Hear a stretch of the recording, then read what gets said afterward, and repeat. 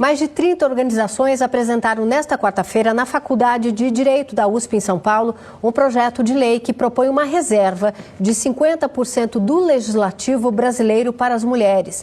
A lei que está em vigor exige 30%, mas na prática não reflete a realidade de mulheres eleitas no país. Nas eleições de 2016 e 2018, a Procuradora de Justiça Vera Lúcia Taberti analisou as candidaturas de mais de 500 mulheres. Durante esse período que eu entrevistei as candidatas, eu posso garantir que 90% delas, elas não têm o suporte necessário dos partidos políticos de uma maneira geral. Não há um investimento na candidatura feminina, afinal de contas, uma mulher a mais na política representa um homem a menos. Este trabalho motivou a criação do projeto de lei Mais Mulheres na Política, que reserva metade das cadeiras dos legislativos municipais, estaduais e federal às mulheres. 25% do total seriam destinados às mulheres negras. A proposta foi apresentada nesta quarta-feira na Faculdade de Direito da USP em São Paulo, com o apoio de mais de 30 organizações. No Brasil hoje, a gente tem uma participação feminina na política muito pequena, de menos de 18% nas mulheres na política, o que é algo gravíssimo, porque se a gente não tem a representatividade feminina na política dentro de uma sociedade em que mais de 50% são mulheres, muitos dos temas importantes para a sociedade deixam de ser tratados porque deixam de ser vistos. O Superior Tribunal Militar disponibilizou a estrutura digital da instituição para abrigar a plataforma de assinaturas. Quem quiser apoiar a proposta pode acessar o site maismulheresnapolitica.stm.jus.br. Uma democracia sem mulheres é uma democracia incompleta.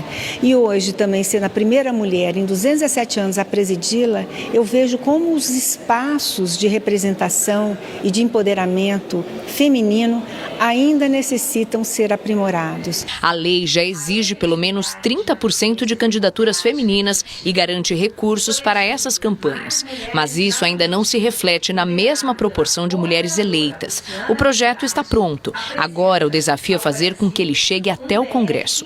E o caminho escolhido não passa por deputados ou senadores, mas pelas mãos dos próprios eleitores. É o chamado Projeto de Lei de Iniciativa Popular, que precisa do apoio de pelo menos 1% do eleitorado brasileiro, distribuído por no mínimo 5 estados. Hoje, isso representa cerca de 1.700.000 assinaturas. E nós vamos ter 50% de mulheres pensando a nossa realidade e nós vamos ter homens e mulheres juntos. Nós só temos uma democracia efetiva quando nós temos homens e mulheres governando juntos o nosso país.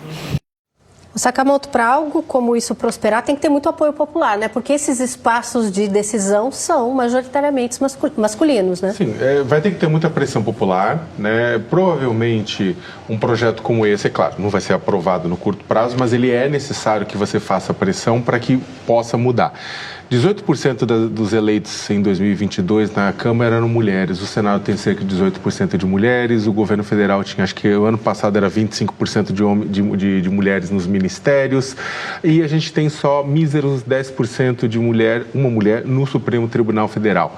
A Justiça é um clube do Bolinha, o Legislativo é um clube do Bolinha, o Executivo é um clube do Bolinha, um clube de homens, na maior parte das vezes mais velhos, brancos, héteros, e na maior parte das vezes mais ricos, que decidem a vida e a morte do restante da população brasileira, sendo que mulheres representam 51,5% da população. É o eleitor e a eleitora que vão ter que pressionar, né? Mas eu sugeriria o seguinte, que essa pressão não fosse feita simplesmente nos partidos que são ditos mais conservadores, que as pessoas acham que normalmente é isso. Não, nos partidos progressistas, o clube do Bolinha também reina. E vira e mexe, quando tem uma espécie de uma anistia pelos partidos terem descumprido a cota mínima de candidatas mulheres e a grana mínima para investir para candidata mulher, também está lá os partidos de esquerda. Ou seja, é um problema que pega os dois campos. Bianca, como é que você vê essa questão? Como é que a gente consegue furar, né, essa bolha masculina que está nesses espaços de decisão? É fundamental criar mecanismos efetivos. Um mecanismo que a gente comentou aqui recentemente, de a gente reservar vaga para as candidaturas não tem sido o suficiente. A gente não tem conseguido aumentar o número de mulheres. Então, a gente precisa reservar cadeiras. É isso que propõe esse projeto.